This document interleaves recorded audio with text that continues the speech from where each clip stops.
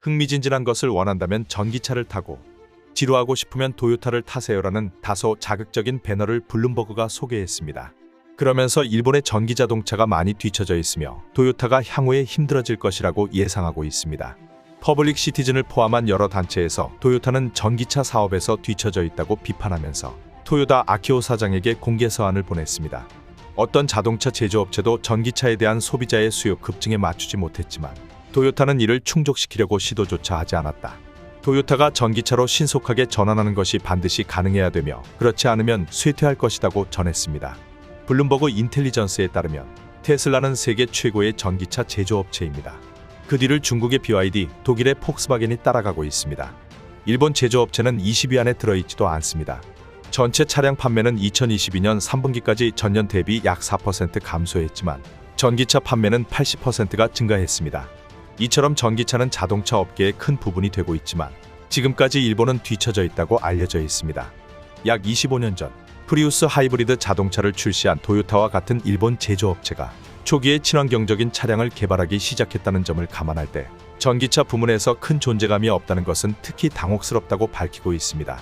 일본은 전기차 혁명이 즉시 일어나지 않을 것이라는 믿음을 바탕으로 하이브리드 차량을 강조하는 전략을 채택했고 일본 정부가 설정한 목표에 따라 전기차를 능가할 수 있는 수소차에 노력하고 있습니다.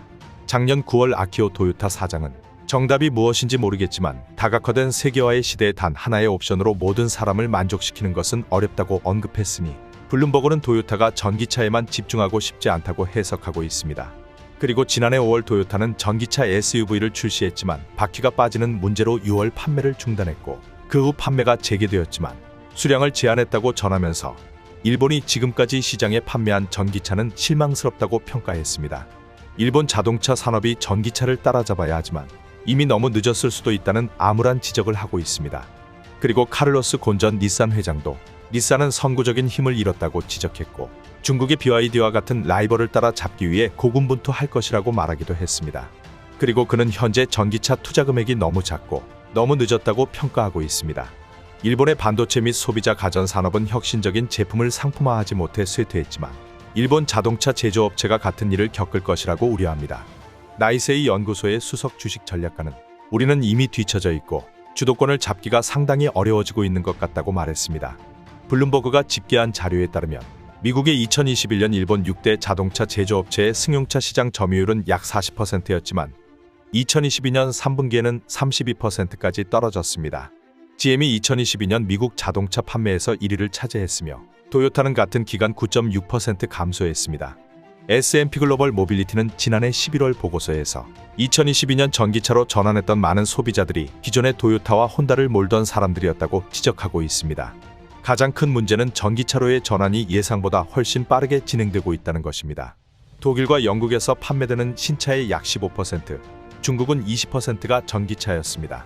한편 일본 경제산업성은 2050년까지 수소차가 탄소제로를 달성하는 열쇠를 가지고 있다는 믿음으로 토요타의 수소차에 지원하고 있으며 기존 자동차 부품업체의 많은 실업을 두려워하고 있기 때문에 전기차로의 전환을 꺼려한다고 전합니다. 일반적으로 전기차는 기존 자동차만큼 많은 부품이 필요하지 않기 때문입니다. 일본의 자동차 산업은 일본 전체 제조업의 약 20%와 고용의 8%를 차지합니다. 토요타는 고용과 경쟁력을 유지하기 위해 회사의 전체 자동차 생산량의 3분의 1에 해당하는 약 300만 대의 차량을 일본에서 계속 생산할 것이라고 밝혔습니다. 그러나 자동차 업계의 다른 회사들은 전기차의 생산 속도를 높이고 있으며 GM은 2025년 내에 전기차 판매에서 테슬라를 추월할 수 있다고 말하는 등 빠르게 움직이고 있습니다. 하지만 일본차는 수십 년 동안 소비자의 요구를 충족시켜온 강력한 브랜드를 구축했기 때문에 일본을 무시할 수 없으며 아직 끝나지 않았다고 말하는 분석가들도 있습니다. 그러나 전기차의 경쟁이 전통적인 기계공학에서 소프트웨어 및 서비스로 이동하고 있기 때문에 일본이 따라잡기 쉽지 않을 것이라고 말합니다. 상대적으로 늦게 출발한 일본 기업들이 경쟁사보다 먼저 전기차를 알릴 수 있는 기회를 놓치고 있으며 토요타와 같은 자원과 능력이 뒷받침되었을 때 전기차를 생산하더라도 배우는 데 시간이 걸리며 그런 이유로 지금 다른 자동차 제조업체가 앞서고 있다고 말하면서 일본이 전기차 시장에서 큰 실수를 했다고 평가하고 있습니다.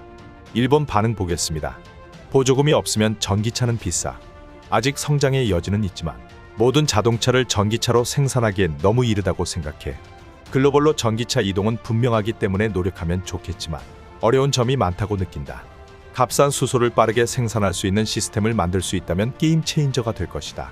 일본 사람들은 일반적으로 하이브리드 자동차에 만족하고 있어. 일본 자동차 제조업체는 일본을 위한 하이브리드 자동차와 수출을 위한 전기차 전략을 채택할 수밖에 없다고 생각해. 이런 종류의 논의에서 누가 전기차 배터리를 생산할 것인가에 대한 질문으로 보면 CATL과 LG에너지솔루션이 각각 1, 2위를 차지하면서 일본이 중국과 한국 사이에서 얼마나 시장 점유율을 가지고 올 수 있는지에 대한 문제가 있어.